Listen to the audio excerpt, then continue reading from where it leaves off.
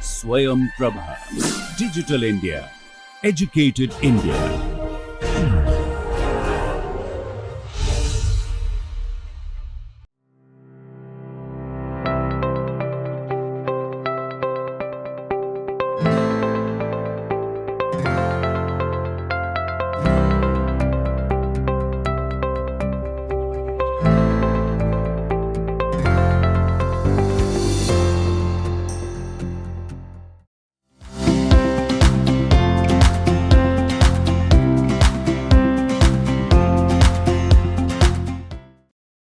Namaskaram. Welcome to the next lecture for the course titled History, Evolution and Development of Kuchipudi Dance. In this lecture, we will see what are the culturally vibrant centers that are around the Kuchipudi Agraharam, which have influenced the Kuchipudi dance drama tradition, and also we shall learn about the very first documentation of Kuchipudi village and the Kuchipudi dance drama, which is called as the Machupalli Kaifiyat, and why it stands important, not just for the dance drama purpose, but something that talks about the social responsibility of the Kuchipudi actors. All right? So starting with the Kuchipudi Agraharam, as I said before in my last lesson, that Kuchipudi, not just the village, but the in and around centers of this village are also extremely vibrant, both from a literary, music, and a dance and dance drama perspective. All right. Now, near to Kuchipudi, there is a place called as Srikakulam. There are two Srikakulams, one in the northern part of the coastal Andhra, which is in the border of the Orissa, and one very near to the Kuchipudi village. Now, this Srikakulam is important because it was also the capital of the Shatavahanas from the 2nd century BCE to the 2nd century CE, which is almost 400 years. Now, this Srikakulam place has a very famous temple called as Andhra Mahavishnu Temple.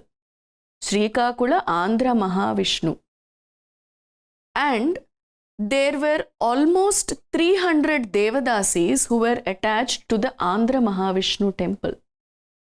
So imagine a temple having 300 Devadasis, just like the Brihadishwara temple in the Tanjavur.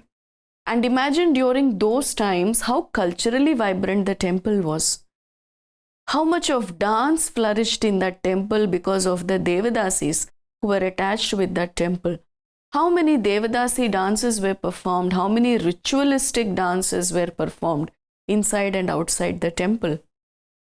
So there was a lot of, dance that was flourishing in that area because of the Srikakula Andhra Mahavishnu temple.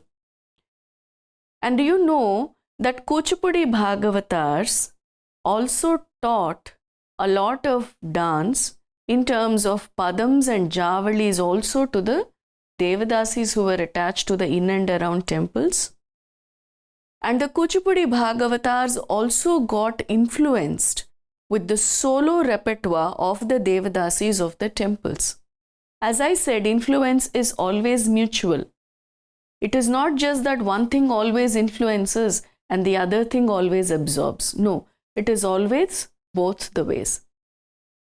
So, the temple dance traditions of the Andhra region have also influenced the Kuchipudi dance drama tradition in terms of the female impersonations that were done by the Kuchipudi Bhagavatalu while doing the female roles also. And a lot of Devadasis also learned from the Kuchipudi Bhagavatalu, and many a times when the Devadasis were performing dance dramas in the king's court, they always wanted men to perform the male roles, for which they always took the help of Kuchipudi Bhagavatalu for the respect that they always showcased for the Devadasis. So it was always a both ways of influence. We also have Ghantasala near the Kuchipudi village, which is a famous Buddhism arama. Buddhist Arama center. Right from the Shatavahana period, we see a lot of, not just Shatavahana, but before that in the Mauryan Empire also, we see a lot of flourishment of the Buddhism as a religion in the Andhra region. If you see the Nagarjuna Konda, which is near the Amaravati in the Andhra region, there is a very big open air theatre that was constructed for the people to watch performances. The archaeological evidences of that open air theatre are also there in the Nagarjuna Konda near Amaravati. Alright, and then we have just 2 kilometers away from the Kuchipudi village, we have another small village called as Movva, where we have this small temple of Venugopala Swami, a form of Krishna. And this is the place where Kshetraya, a very renowned Vagyekara, who has contributed to the music and the literary world through his works called as Kshetraya Padams, is also from this place. Kshetraya has written Padams which are very erotic and Shringara in nature. But here, the hero is Krishna and the heroine is a sort of Prakriti, a form of Prakriti, which is always pining for the Purusha in the form of Krishna. When you see fundamentally on a very superficial level, it looks an absolute Shringara. But undercurrent, when you observe, it is extremely philosophical in nature. Kuchipudi Bhagavatulu have used the Kshetraya Padams in their dance drama compositions, and at a later stage also many Kshetraya Padams were used in the solo repertoire also. These Kshetraya Padams were also used by the Devadasis of the in and around Andhra region to perform inside the temples, where the Devadasi was thought to be a form of Prakriti and the god of inside the sanctum sanctorum is thought of as the Paramatma or the Purusha. So the combination or the pining of the Jivatma to attain the Paramatma is also a philosophical structure of the Kshetraya Padams. And then we have Pedakalepalli near the Kuchipudi village, which is regarded as the Dakshina Kasi or the South Kasi. So religiously, a very vibrant place, Pedakalepalli. And then we have Kaja in the Guntur district, which is also next to the Krishna district in the coastal Andhra region, where we see Narayana Tirtha. Saint Narayana Tirtha is from the Kaja village in the Guntur district. Narayana Tirtha is ascribed for his famous magnum opus Samskrita opera Krishna Leela Tarangini. For a common man, when they think about Kuchipudi, the first thing that comes to their mind is a dancer standing on the rims of a brass plate, doing the plate dance that the common man calls, or sometimes a pot of water on their head. Now, the moment they think about Kuchipudi, this is what they visualize in front of their eyes. Now, what do they actually perform? They are tarangams. And from where the tarangams are taken? From the Sri Krishna Leela Tarangini. From the Sri Krishna Leela Tarangini, the compositions are called as tarangams. Tarangam means wave in Telugu. So the waves of the Krishna Bhakti that touch the devotee and again merge back into the ocean. Krishna Leela Tarangini is a very important Samskrita opera that has come, which was completely became a sort of a synonym to the Kuchipudi solo dance repertoire, where the childhood pranks of Krishna, the childhood leelas of Krishna until the marriage with Rukmini are penned down by Saint Narayana Tirtha in this text. Now that place is also very near to the Kuchipudi village. As I said before, Kuchipudi always coexisted with the several other genres, be it solo dances or temple ritualistic dances or folk dances or the other dance drama traditions. Kuchipudi always coexisted with all these dance forms, and but belonging from a small hamlet, a small village in Kuchipudi, it has spread its wings to the entire world. It is not an exaggeration if I say that in every country there is a Kuchipudi dance institution. Or rather, in every city, in every country, there is a Kuchipudi dance institution. Imagine belonging to a small village done by, where the roles are donned by Kuchipudi male performers. And then it's spreading its wing to the entire world. Well, the Devadasis have got a lot of patronage by the kings through the temples and the king's court. But the royal patronage that the dance dramas get is very little in comparison with what the Devadasis got. When the patronage is very less and you only solely live on the audience appeal to your dance dramas on the streets and the village junctions and outside the temple, sometimes survival of these dance drama traditions also becomes a question. But still, all these challenges, risks and hurdles were never a bother for the Kuchipudi Bhagavatalu. They always came forward questioning their own communities, the rules and regulations through probably literary texts like Golla Kalapam, where the existence of the respect that a Brahmin gets in a society as an upper class is questioned by themselves. Like they are questioning their own identity in the society. They were very revolutionary. They were very socially understanding. All right, they always never they never had a second thought to think about coexisting with the other folk traditions. Now, what I'm talking is not today. This is 200, 300 years back when the society had so much of rigid norms for every class of the society to live in a certain way. Can you believe that these Kuchipudi Brahmin Bhagavatalu were 2-3 times not allowed to eat with the same Brahmin community? Because they never accepted those men because they thought that dancing in the public was not something that a Brahmin should do.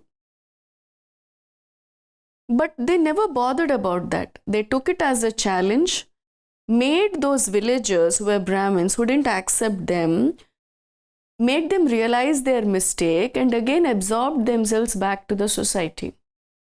All right, so it's not an easy job. Today when you see Kuchipudi spreading all over the world, it's not an easy thing, right? It was so much of efforts that the gurus and the sishyas have kept in to propagate this art form, move this art form for more than 500, 600 years with very less patronage at a certain particular period of time. It's a very inspiring thing. The innovations and the developments are extremely inspiring. All right. So now we'll see in this lecture about the very first documentation, or rather I shouldn't say the very first, but the most ancient documentation or the most oldest documentation that we have on Kuchipudi performance. The name of the document is Machupalli Kaifiyat, and it is the oldest of all the historical documentations that we have on Kuchipudi. Machupalli basically is a small village in Kadapa, which is still there, all right. And Kaifiyat means a narrative, a remark, circumstance or a situation in Urdu.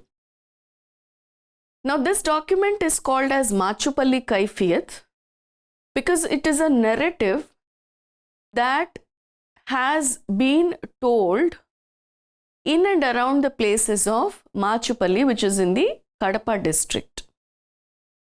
Now, who has written this Machupalli Kaifiyat? It is documented by Colonel Colin Mackenzie.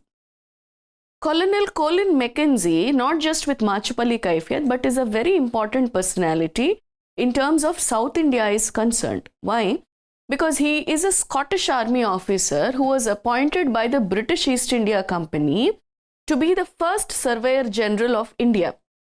Colin Mackenzie was the first Surveyor General of India, who came to South India and who gave the very first authentic map of the geography of South of India to the British East India Company. The British East India Company appointed surveyors to go to certain places and collect all the information that was there, epigraphical, documental, inscriptional, oral stories, whatever it is. Everything that is related to the culture, tradition and the history of the place, the British East India Company wanted to know. So they appointed surveyors to certain places to collect information and get it back to them in terms of maps or documentations. Because then it was very easy for them to do administration on them.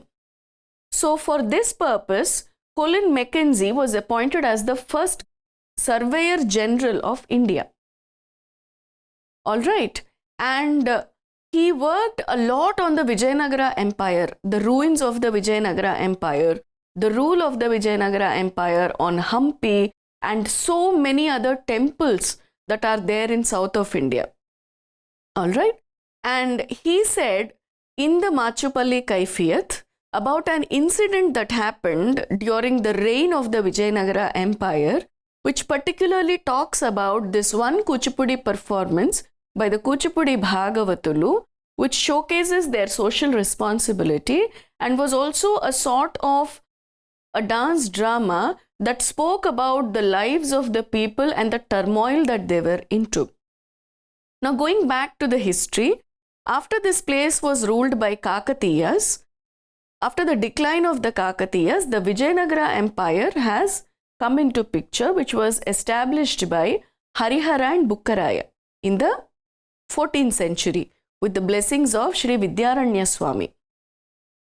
Now Harihara and Bukkaraya belonged to the Sangama dynasty, which is believed to be a Yadava dynasty, a part of the Yadava dynasty.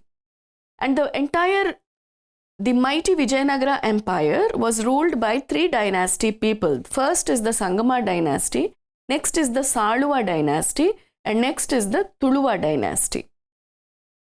Now, this Vijayanagara Empire was like a sort of a golden period to the entire south of India, because the patronage that the Vijayanagara kings have given to literature, arts, architecture, everything was humongous, huge. There are so many stories which say that during the Vijayanagara Empire, on the streets, the gems were sold in bulks. That was the richness that the Vijayanagara Empire had. And you have to read the stories on the Hampi and the Dasara celebrations that certain ambassadors have documented. And when you read that, you will just go crazy about how much richness that this South India had and how much was looted. Now let us not get into that topic. Let us come back to our Kuchipudi, Agraharam and the Machupalli Kaifiyat.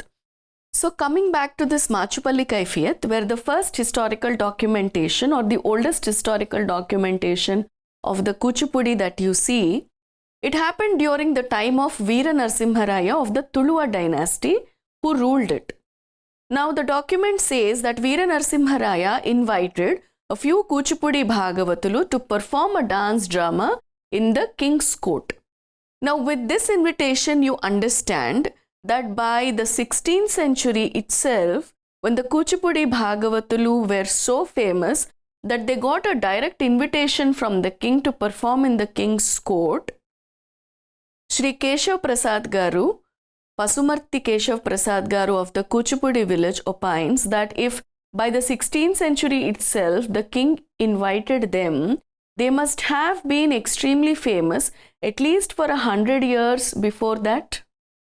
So in 1502, when this incident happened, they were invited by Veera Narasimharaya, and because the Kuchipudi Bhagavatulu were nomadic artists, they started their travel from the Kuchipudi village to the place where Veera Narasimharaya's king's court is.